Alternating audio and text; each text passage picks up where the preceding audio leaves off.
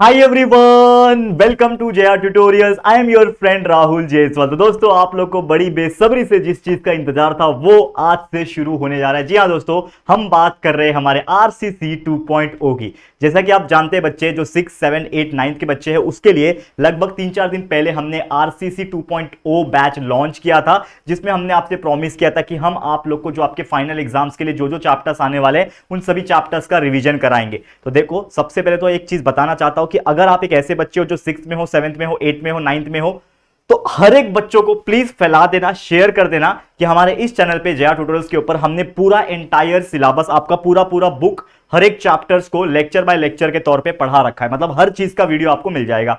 आपको कोई chapter number 10 पढ़ना है, 11 पढ़ना है, 12 पढ़ना है, बस टाइप करो यूट्यूब पे जाके chapter number 12 by JR tutorials, 8 maths chapter 12, 8 maths chapter 13 by JR tutorials, 9th के बच्चे हो 9th maths chapter 5 by JR tutorials, 7th के बच्चे हो 7th साइंस का पढ़ना है, मैथ्स का पढ़ना है, चैप्टर 6 बाय जेआर ट्यूटोरियल्स। और जो भी स्टैंडर्ड का चैप्टर का नाम टाइप करोगे, बाय जेआर ट्यूटोरियल्स टाइप करोगे, तो हमारे वीडियो आपको मिलेंगे।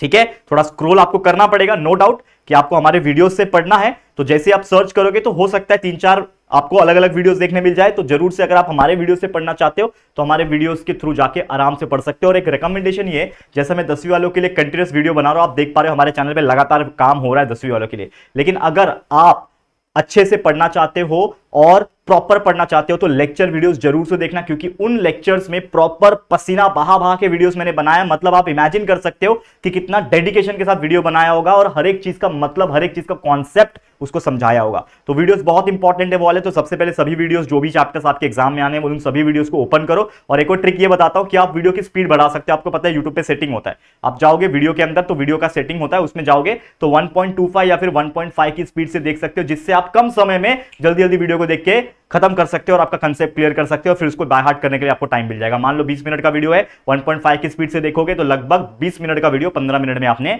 देख लिया, आपके 5 मिनट बच जाएंगे। और बहुत सारी चीजें आप इस तरीके से करके बचा सकते हो। एक दिन में आप 5-5, 8-8 वीडियोस भी देख सकते हो और बहुत सारी चीजों को लर्न कर सकते हो। तो जरूर से चेकआउट करना। साथ ही में कई सारे ऐसे चैप्टर्स है आरसीसी के ही, वो ऑलरेडी हमने करा हुए हैं। दो महीने पहले आपको पता है कि जनवरी के टाइम पे हमने एक और आरसीसी, मतलब इसी का आरसीसी स्टार्ट किया था, जिसमें आपके यूनिट टेस्ट के एग्जाम में जो जो चैप्टर्स आने वाले थे वो चैप्टर्स को ऑलरेडी हम पढ़ा चुके हैं, रिवाइज करा चुके हैं आरसीसी के अंदर। तो प्लीज ये जो मैसेज है, देखो ये पहला वीडियो जा रहा है, इसके लिए मैं इतना बोल रहा हूं, अदरवाइज मैं बाकी इतना नहीं बोलूंगा। तो प्लीज एज ए बच्चे, अगर आप 8वीं में हो तो आप 9वीं वाले को भी पहुंचा देना, और 9वीं वाले हो तो 8वीं वाले को पहुंचा देना, 7वीं वाले को भी पहुंचा देना, 6th वाले को पहुंचा देना। प्लीज ये हाथ जोड़ के रिक्वेस्ट करता हूं, आपके राहुल भैया आपसे रिक्वेस्ट कर रहे हैं। तो प्लीज अपने स्कूल में आप जाओगे, कहीं पे भी आप जाओगे, ट्यूशंस में आपके दोस्त अगर मिल रहे हैं, गली मोहल्ले कहीं पे भी आपको मिल रहे हैं, तो प्लीज उनको बता देना कि जेआर ट्यूटोरियल से आके पढ़ाई करें, पूरा कॉन्सेप्ट क्लियर करें, वीडियोस देखें। और साथ ही में जो आरसीसी रिवीजन क्रैश कोर्स, हर एक चैप्टर्स के रिवीजन हम लाए हैं, बहुत सारे ला चुके हैं और ला भी रहे हैं, जो आज से आना शुरू हो जाएगा, वो भी देखें, जिससे आपको हेल्प हो जाएगा। ठीक है, चलिए बाकी बातें हो रहेंगी।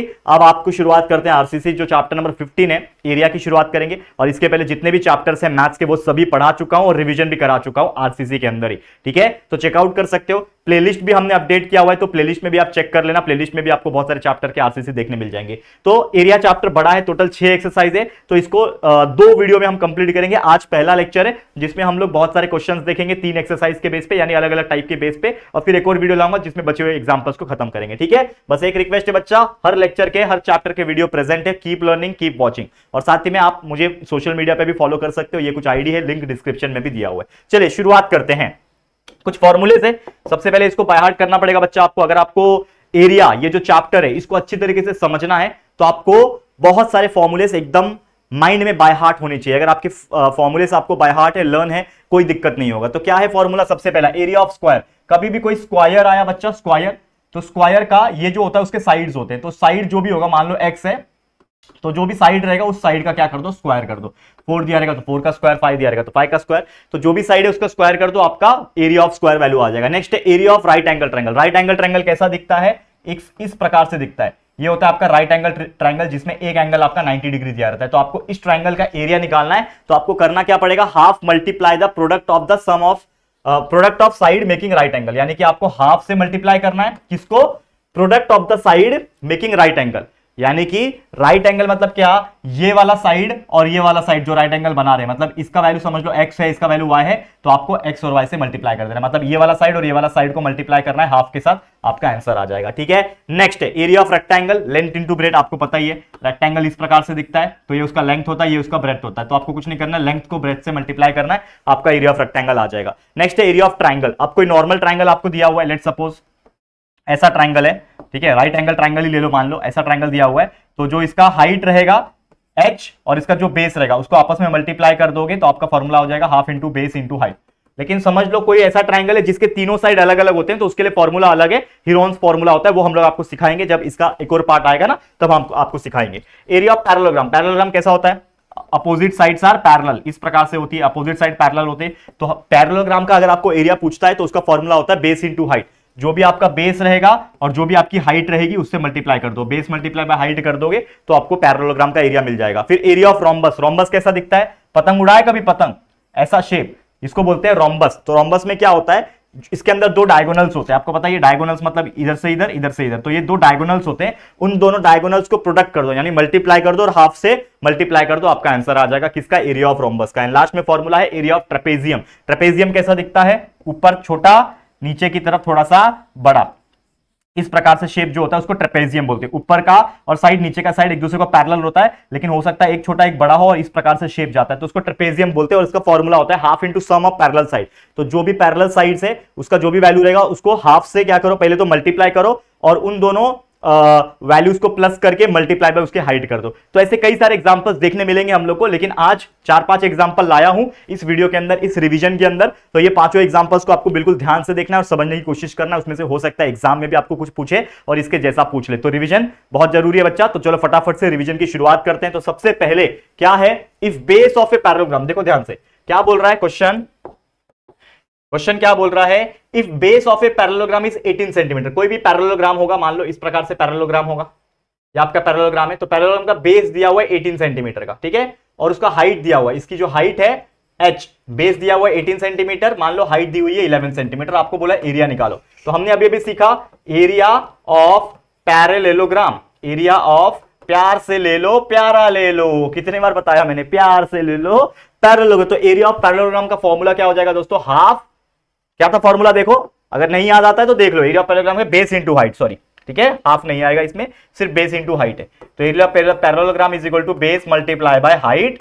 तो बेस कितना है बच्चा, बेस कितना है, बेस हमारा दिया है 18 सेंटीमीटर, मल्टीप्लाई बाय हाइट कितना है 11, 18 को 11 से मल्टीप्लाई कर दो, आपका आंसर आ जाएगा, ठीक है। तो 18 टेन 180 होता है, और 180 प्लस 11, 180 प्लस 18 तो हो जाएगा 198, तो 198 और एरिया है और सेंटीमीटर में दिया है तो ये हो जाएगा सेंटीमीटर स्क्वायर। तो एरिया ऑफ पैरेललोग्राम का वैल्यू इस क्वेश्चन के लिए आ गया 198 सेंटीमीटर स्क्वायर। इस तरीके से एग्जाम में आपके क्वेश्चन पूछेगा कि आपको भाई एरिया निकालना है पैरेललोग्राम का जिसमें उसकी हाइट और बेस दी थी, तो हमने आराम से कैलकुलेशन किया और निकाल दिया, है कि नहीं बच्चा, क्लियर है। तो उम्मीद करता हूं आप लोग को ये चीज बहुत अच्छे से समझ में आ गया होगा। जितने भी मेरे प्यारे 8 के बच्चे हैं मुझे देख रहे हैं, आपको पता ही हमने आपके लिए पिछले 2-3 साल से कितना हार्डवर्क किया है। जब एक छोटा सा व्हाइट बोर्ड हुआ करता था तब से आपके लिए कंटिन्यूस पसीना बहा के वीडियो बना रहा था। हो सकता है तभी आप बहुत छोटे होंगे, 5वीं में होंगे, 6वीं में होंगे, लेकिन अभी आप 8वीं में हो, अभी इसके बाद 9th में जाओगे, 9th के भी सारे वीडियोस प्रेजेंट है, तो आप वैकेशन से ही देखना स्टार्ट कर देना 9th के साइंस के, मैथ्स के, SST के वीडियोस। फिर 10th में जाओगे, बोर्ड्स होंगे, तो यार वो भी एक अलग फीलिंग होगा। तो यार आपके लिए कंटिन्यूस हार्डवर्क करके रखा है और भी बहुत सारी नई नई चीजें तो बताता ही हूं डेली बेसिस पे, आपको जानते ही हो मुझे, ठीक है। चलिए अगले क्वेश्चन पे चलते हैं। क्या क्वेश्चन बोल रहा है, क्या बोल रहा है, if area of a parallelogram is 29.6, मतलब एक पैरेललोग्राम है उसका ऑलरेडी उन्होंने एरिया दे रखा है, तो एरिया का जो वैल्यू है उन्होंने दे रखा है 29.6 स्क्वायर सेंटीमीटर, यानी सेंटीमीटर स्क्वायर वैल्यू दे रखा है, बेस का वैल्यू दे रखा है 8 सेंटीमीटर, और आपको बोल रहा है फाइंड इट्स हाइट, यानी आपको हाइट का वैल्यू निकालना है। तो सेम फॉर्मूला यूज होगा बच्चा, इसमें जो चीज दिया है इसमें आपको एरिया ऑफ पैरेललोग्राम पूछा था, इसमें एरिया ऑफ पैरेललोग्राम दिया है और हाइट निकालना है, तो सेम फॉर्मूला हमको पता ही है, area of parallelogram, area of parallelogram का जो फॉर्मूला होता है दोस्तों वो क्या होता है दोस्तों, बेस मल्टीप्लाई बाय हाइट, यही फॉर्मूला रहेगा पैरेललोग्राम के लिए। तो इसमें मुझे एरिया ऑफ पैरेललोग्राम का वैल्यू दिया हुआ है, तो एरिया का वैल्यू 29.6 है, तो इसके जगह पे मैं क्या लिखूंगा बच्चा, इस पूरे के वैल्यू के जगह पे लिखूंगा 29.6 is equal to base into height. तो बेस कितना है 8, मल्टीप्लाई बाय हाइट कितना है बच्चा, हाइट मुझे पता नहीं है, तो हाइट ही तो निकालना है ना, आपको क्वेश्चन में दिया हुआ है, तो हाइट वैसे का वैसे लिख दिया। आपको हाइट चाहिए तो 8 जो है उसको इधर भेज दो, तो 29.6 डिवाइड बाय 8 हो जाएगा, और इधर अकेला बच जाएगा हाइट। तो आपका हाइट कितना आ जाएगा, कैलकुलेट कर लो। तो therefore height will be equal to क्या हो जाएगा, क्या हो जाएगा, देखो ये पॉइंट है, हटाने के लिए मुझे क्या करना पड़ेगा, 10 से मल्टीप्लाई करना पड़ेगा, तो 296 हो गया, और नीचे 10 से मल्टीप्लाई हुआ तो 80 हुआ। कैसे किया मैंने, देखो ये 29.6 है, अगर मान लो कि ये पॉइंट मुझे नहीं चाहिए, तो मैंने पॉइंट को हटाने के लिए इसको 10 से मल्टीप्लाई किया तो 296 बन गया।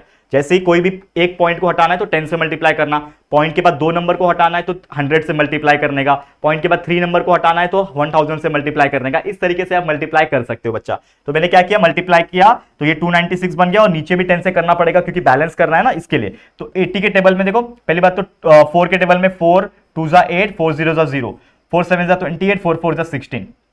अगेन 2 के टेबल में 2 10 जा 20, 2 3 जा 6, 2 7 जा 14, 37/10, यानी कि ये आपका 37/10 आया, यानी कि आपका आंसर आ गया 3.7। तो आपकी जो हाइट आएगी जो आपको पूछा है वो आ गई 3.7 centimetre. 3.7 centimetre is your correct answer. इस तरीके से हमने ये चीज निकाल दिया। करेक्ट है, कितना इजी था। तो ऐसे ही बस कैलकुलेशन पे ध्यान देना और आपका आंसर निकाल देना है। चलिए अगले क्वेश्चन पे चलते हैं। क्या क्वेश्चन पूछा है देखते हैं, क्या बोल रहा है। देखो, area of parallelogram is 83.2 centimetre square. यहां पे भी आपको एरिया दिया हुआ है बच्चा, क्या दिया हुआ है, एरिया ऑफ पैरेललोग्राम दिया हुआ है, 83.2 सेंटीमीटर का स्क्वायर का एरिया दिया है। हाइट इस बार दिया हुआ है आपको, इस बार आपको हाइट दिया हुआ है और आपको बेस निकालना है, यानी उल्टा। तो हाइट दिया हुआ है 6.4 सेंटीमीटर का, लिख दो यहाँ पे सेंटीमीटर, और आपको पूछा है find the length of its base, यानी आपको बेस निकालना है। Base is equal to question mark. Same वही फॉर्मूला लगाएंगे यहाँ पे जो बच्चा हम लगाते हैं, that is area of parallelogram, area of parallelo, प्यार से ले लो ग्राम, multiply by sorry is equal to base multiply by height. यही फॉर्मूला है हमारे लिए, बेस मल्टीप्लाई बाय हाइट, यही फॉर्मूला है। तो चलो इसके अंदर वैल्यूज हम डालेंगे। तो एरिया ऑफ पैरेललोग्राम का वैल्यू दिया हुआ है 83.2 इज इक्वल टू बेस कितना दिया है पता नहीं है, बेस एज इट इज लिखूंगा, लेकिन हाइट दिया हुआ है इस बार 6.4। आपको चाहिए बेस का वैल्यू, तो बेस का वैल्यू अगर आपको चाहिए तो ये बेस इज इक्वल टू क्या हो जाएगा, ये इधर ही रहेगा, इसके नीचे ये आ जाएगा, यानी 83.2 डिवाइड बाय 6.4 आया। अब देखोगे यहाँ पे कि दोनों के बाद पॉइंट के बाद एक नंबर है, पॉइंट के बाद एक नंबर है, तो मैं दोनों को 10 से मल्टीप्लाई कर सकता हूं, ऊपर भी 10 से नीचे भी 10 से मल्टीप्लाई किया, तो ये क्या बन गया 832 बन गया, और ये बन गया 64। अब सॉल्व कर लो, आपका आंसर आ जाएगा। देखो 4 के टेबल में जाएगा क्या, 4 16 4 जाओ 44 होता है, 4 16 जाओ, 4 2 जा 8 बराबर, और 4 0 जा 0, 4 8 जा 32 बराबर। फिर देखो 4 के टेबल में अगेन जाएगा ये, 4 4 जा 16, और ये 4 5 जा 20, और 4 2 जा 8, 4 1 जा 4 अगेन, और 4 13 जा 52। आपका आंसर आ गया बेस का वैल्यू 13, बेस का वैल्यू आ गया 13 सेंटीमीटर। इस प्रकार से हमने कैंसिल वगैरह किया और आराम से हमने बेस का आंसर जो है निकाल दिया। कितना इजी था दोस्तों। तो इसी प्रकार से आपके जो भी क्वेश्चंस आएंगे आपको सॉल्व करने बड़े आसानी से, मजेदार तरीके से आप क्वेश्चन के आंसर जो है वो निकाल सकते हैं। ठीक है, क्लियर है, मजा आ रहा है कि नहीं मजा आ रहा है, कमेंट होना चाहिए। बच्चा 8वीं हो, 8वीं वाले हो, आपके लिए मेहनत कर रहा हूं, देखो कंटिन्यूअस। अभी मैं पूरा एकदम एग्जॉस्ट हो चुका, आपको पता है कि कितना कंटिन्यूअस हम पिछले 1.5-2 महीने से लगातार काम कर रहे हैं। 10th वाले के लिए कितना काम किया, तो इमेजिन करो आप भी तो 10th में जाओगे ना, तो आपके लिए भी कितना काम होगा। अभी तो आप 8वीं में हो तो भी आपके लिए इतना मेहनत कर चुका हूं, इतने सारे वीडियो बना के रखा हूं, इतने सारे रिवीजन वीडियोस भी है, लेकिन फिर भी आपके लिए खड़ा होकर रिवीजन बना रहा हूं इतनी गर्मी में, लेकिन फिर भी आप लोग को बहुत ज्यादा अप्रिशिएट और बहुत सारी दुआएं, बहुत सारा नॉलेज हमेशा देने के लिए मैं तैयार होता हूं दोस्तों। तो बस इसी चीज के लिए अच्छा अच्छा कमेंट कर दो, लाइक कर दो, वीडियो को अभी तक नहीं किया होगा तो शेयर कर दो अपने सभी दोस्तों के साथ, जितने भी आपके पूरे महाराष्ट्र में फ्रेंड्स रिलेटिव्स होंगे ना, उनको शेयर करके वीडियोस को फैलाओ बच्चा जितना हो सके। ठीक है, चलिए ध्यान देना। अभी क्या बोल रहा है, क्वेश्चन को समझो पहले, क्या बोल रहा है ध्यान देना। यहाँ पे क्या बोल रहा है, find the area of rhombus. अब रोम्बस का खेल आ गया यहाँ पे। अब रोम्बस आपको पता ही है क्या होता है, इस प्रकार की चीजें जो होती है, मतलब ऐसा शेप जो होता है उसको रोम्बस बोलते हैं, और उसके अंदर डायगोनल होते हैं ऐसे। ठीक है, तो find the area of rhombus if diagonal are 30 centimetre. तो एक डायगोनल होगा उसका वैल्यू 30 सेंटीमीटर होगा, तो लेट सपोज ये मेरा डायगोनल है, इसका 30 सेंटीमीटर है, और एक डायगोनल है उसका 48 है। ठीक है, आपको बोल रहा है फाइंड द एरिया। तो आपको पता है एरिया ऑफ रोम्बस का फॉर्मूला, एरिया ऑफ रोम्बस का फॉर्मूला क्या होता है, याद दिलाऊं। देखो यहाँ पे आ जाओ पीछे। एरिया ऑफ रोम्बस का फॉर्मूला क्या है? Area of rhombus is equal to half into product of the length of diagonal, यानी दोनों जो लेंथ आपके डायगोनल के है उसको बस आपको क्या करना है, मल्टीप्लाई कर देना है आपस में हाफ के साथ। तो ये हो जाएगा half into product of length of diagonal, product of length of diagonal, यानी जो भी दोनों डायगोनल जो दिए रहेंगे उनको आपस में मल्टीप्लाई करो हाफ के साथ। तो ये हो जाएगा हाफ मल्टीप्लाई बाय, एक डायगोनल का वैल्यू 30 है, दूसरे डायगोनल का वैल्यू है 48, तो half multiply bye 30 multiply by 48, 2 1 जा 2 होता है दोस्तों, और 2 2 जा 4 2 4 जा 24 मल्टीप्लाई बाय 30 कर लोगे आपका आंसर आ जाएगा 30 मल्टीप्लाई बाय 24, बच गया ना, सिर्फ यही बच गया ना। तो 24 3 जा होता है दोस्तों 72 और एक 0 720 आ गया। तो area of rhombus is equal to 720 centimetre square. This is your final answer. तो इस तरीके से रोम्बस का भी कभी भी क्वेश्चन कोई पूछेगा एरिया निकालने के लिए, तो फॉर्मूला अगर आपके दिमाग में है, अगर आपने फॉर्मूला बाय हार्ट करके रखा हुआ है, प्रैक्टिस करके रखा हुआ है, तो आप कोई भी क्वेश्चन को आसानी से सॉल्व कर सकते हो बिंदास, कोई दिक्कत की बात नहीं है। ठीक है, चलो आगे बढ़ जाते हैं, नेक्स्ट क्वेश्चन पे चलते हैं। क्या बोल रहा है? If length of A diagonal of a rhombus, क्या बोल रहा है? डायगोनल का लेंथ दिया हुआ है, मतलब एक डायगोनल का जो वैल्यू है, डायगोनल लेंथ जो है वो आपको दिया हुआ है, कितना? रोम्बस का 30 सेंटीमीटर दिए रखा है। आपको बोल रहा है एरिया निकालो, सॉरी एरिया भी दे रखा है, देखो ये लोग ने, बहुत शाणे लोग हैं ये लोग, एरिया दे रखा है, आपको बोल रहा है पेरीमीटर निकाल के दिखाओ। भाई कैसे निकालेंगे पेरीमीटर? ये तो कुछ अलग क्वेश्चन आ गया। तो सबसे पहले आप देख पा रहे हो कि सिर्फ एक डायगोनल दिया है, एक डायगोनल, लेकिन आपको पता है रोम्बस में 2 डायगोनल होते हैं, तो आप समझ लो एक डायग्राम बना रहे हो यहां पे इस प्रकार से, ये आपने डायगोनल बनाया, सॉरी डायग्राम बनाया, ये डायगोनल एक डायगोनल, तो एक डायगोनल आपको दिया है, समझ लो ये वाला आपको 30 दिया हुआ है, ऐसा वाला 30 दिया है, ये वाला पता नहीं है, तो आप पहले वो वाला निकाल लो। तो आपको पता ही है एरिया ऑफ रोम्बस का फॉर्मूला क्या होता है, पता ही है आपको। तो area of rhombus is equal to half into product of length of diagonal, तो जो भी डायगोनल होते हैं उसको आपस में मल्टीप्लाई करोगे। तो let suppose area of rhombus तो आपको पता है 240 दिया हुआ है, is equal to half multiply by product of diagonal. तो एक डायगोनल आपको पता है, एक डायगोनल 30 है, लेकिन दूसरा डायगोनल पता नहीं है, तो आप x मान लो, समझ लो ये आपको पता था 30 है, लेकिन ये वाला डायगोनल पता नहीं है, तो उसको आपने x मान लिया, तो x मान लो। तो क्या हो जाएगा, ये 2 जो है इधर जाएगा, या फिर 2 इधर डायरेक्ट कट कर लो ना, पहले 2 1 जा 2 2 15 जा कट हो गया, तो क्या बच रहा है, सिर्फ यहाँ पे 240 बच रहा है, इज इक्वल टू यहाँ पे 15 मल्टीप्लाई बाय x 15x बच रहा है। तो होगा क्या, इससे होगा क्या कि यहां पे आप सॉल्व करोगे तो 15x इज इक्वल टू 240 सीधा करके लिख दिया, तो x का आंसर कैसे आएगा, 15 के साथ x जो है ये मल्टीप्लाई में है, तो x इज इक्वल टू ये 240 तो आगे ही था इक्वल के, 15 जो x के साथ मल्टीप्लाई में है अभी इक्वल के उस साइड जाएगा, तो ये डिवाइड हो जाएगा। ये हमने कंसेप्ट आपको सिखाया हुआ था कि कभी भी कोई भी नंबर जो होता है वो अगर मल्टीप्लाई में है इस तरफ इक्वल के, अगर उसको इस तरफ भेजूंगा तो मल्टीप्लाई का डिवाइड हो जाएगा, डिवाइड होता तो मल्टीप्लाई हो जाएगा, प्लस का माइनस, माइनस का प्लस होता है अगर हम इक्वल के साइड में शिफ्ट करते हैं। तो x का वैल्यू आ गया 240 अपॉन 15। अब देखो 5 के टेबल में 5 3 जा 15 होता है, और 5 के टेबल में 5 4 जा 20 होता है, 4 बचा, 45 जा 40 बराबर, 3 के टेबल में 3 1 जा 3 और 3 16 जा होता है 48। तो आपका x का वैल्यू आ गया 16, यानी कि आपका जो सेकंड डायगोनल आ गया, ठीक है ना, सेकंड डायगोनल, ये आपका क्या था, फर्स्ट डायगोनल था, ये आपका फर्स्ट डायगोनल था, ये आपका सेकंड डायगोनल का वैल्यू आ गया, second diagonal is equal to 16 centimetre. तो आपने दूसरा वाला डायगोनल का वैल्यू निकाल दिया, लेकिन हमें कहीं पे भी ऐसा बोला नहीं था कि दूसरा डायगोनल निकालो, लेकिन ये हमने अपने लिए निकाला। क्यों? क्योंकि आपको पूछा है पेरीमीटर निकालना है। आपको देखो क्वेश्चन में क्या बोल रहा है, अगर आप ध्यान से पढ़ोगे तो आपको बोल रहा है पेरीमीटर निकाल के देखो, और पेरीमीटर का मतलब क्या होता है, पूरा जो इसका साइड होता है उसको प्लस करते जाओ। तो आपको जैसे स्क्वायर का पता है ना, पेरीमीटर मतलब 4 multiply by side, perimeter of square क्या होता है, चारों साइड को प्लस कर दो आपस में, वैसे यहां पे भी चारों साइड है तो चारों को प्लस कर दो। तो हम लोग लिखेंगे यहां पे हमको निकालना क्या है, पेरीमीटर ऑफ रोम्बस। तो पेरीमीटर ऑफ रोम्बस का जो फॉर्मूला होता है दोस्तों वो होता है 4 मल्टीप्लाई बाय साइड। तो आपको पता है क्या साइड का वैल्यू, यहां पे आपको साइड का वैल्यू पता है कि नहीं? तो असली खेल यहां पे ये भी है कि आपको पहले साइड का वैल्यू निकालना पड़ेगा। तो वो कैसे निकालोगे, यहां पे ध्यान देना। अगर आप कोई भी एक ट्राइंगल को कंसीडर कर लो इसमें से, देखो ध्यान से, ठीक है, एक सेकेंड ध्यान से देखना, इस डायग्राम को ध्यान से देखना। अगर आपको पता है कि ये पूरा जो वैल्यू है ये 30 है, तो ये आधा कितना होगा, 15। ये पूरा जो वैल्यू है ये कितना है, 16 है, ठीक है। देखो ध्यान से, कैसे बताऊं, अभी बड़ा करके दिखाओगे डायग्राम, ठीक है। यहां पे इसको मैं मिटा रहा हूं, इसको मैं मिटा रहा हूं, क्यों? क्योंकि अभी हम लोग को और एक चीज करनी है। देखो ध्यान से,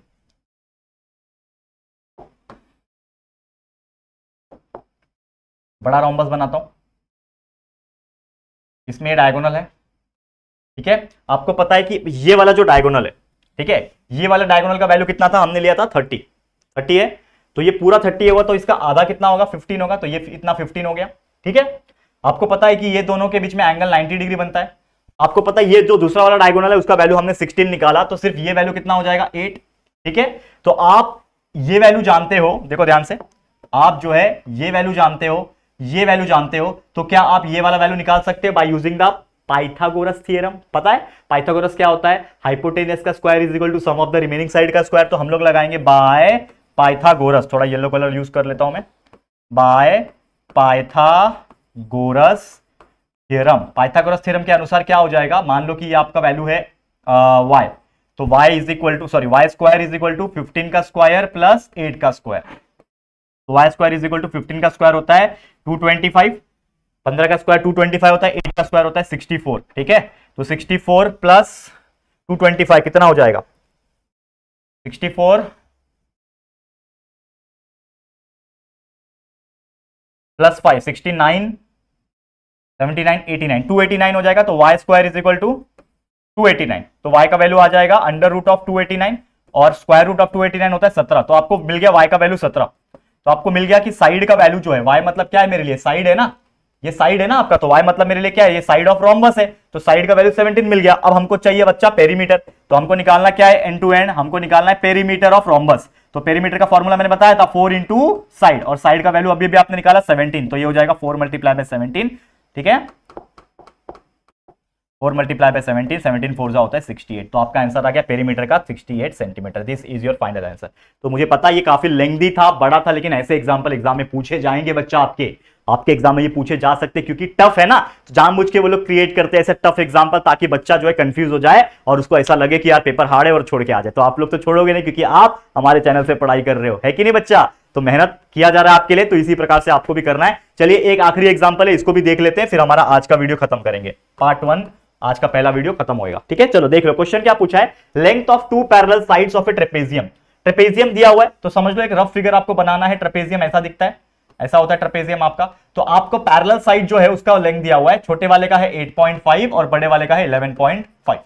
तो दो पैरेलल साइड के आपके क्या दे दिए हैं, वो लोग ने लेंथ दे दिए, आपको हाइट दे दिया 4.2 सेंटीमीटर, मतलब ये पूरे ट्रेपेजियम का जो हाइट है वो कितना है 4.2 सेंटीमीटर दे रखा है। ठीक है, आपको बोल रहा है एरिया निकालो। अब आपको पता है ये ट्रेपेजियम है, और ट्रेपेजियम का फॉर्मूला क्या होता है, एरिया ऑफ ट्रेपेजियम। अभी अभी मैंने आपको सिखाया सब फॉर्मूले यहाँ पे फर्स्ट पेज पे, इसके लिए तो मैंने लिख के रखा ताकि आप लोग भी भूलो ना। तो एरिया ऑफ ट्रेपेजियम क्या होता है, half into sum of parallel side into height. तो लिखो यहाँ पे क्या है formula, half into sum of parallel sides multiply by height, ये फॉर्मूला है आपका। तो क्या हो जाएगा फॉर्मूला एरिया ऑफ ट्रेपेजियम का, half multiply by sum of parallel side. तो पैरेलल साइड का जो भी लेंथ है उनका सम करो, सम मतलब होता है प्लस करना, यानी ये वाला वैल्यू प्लस ये वाला वैल्यू क्या है, इसको ब्रैकेट में लिख सकते हो 8.5 प्लस 11.5। तो दोनों पैरेलल साइड के वैल्यू को प्लस कर दिया और फिर मल्टीप्लाई करना है उसके हाइट के साथ। हाइट कितना है 4.2 डाल दिया, बस कैलकुलेट करना है और कुछ नहीं। तो ये हो जाएगा हाफ मल्टीप्लाई बाय, इन दोनों को सम करो, 11.5 प्लस 0.5 कितना हो जाएगा, 12 प्लस 8 हो जाएगा 20 मल्टीप्लाई बाय 4.2। ठीक है, इजी था। अब ये क्या हो जाएगा, 2 1 जा 2, 2 10 जा 20। तो ये क्या बचा, ऊपर क्या बचा, 1 मल्टीप्लाई बाय 10 10 बचा, 10 मल्टीप्लाई बाय 4.2, 4.2 को 10 से मल्टीप्लाई कर दोगे तो आंसर आ जाएगा 42। तो एरिया ऑफ ट्रेपेजियम आ गया 42 centimetre square. This is your final answer and that's it for today.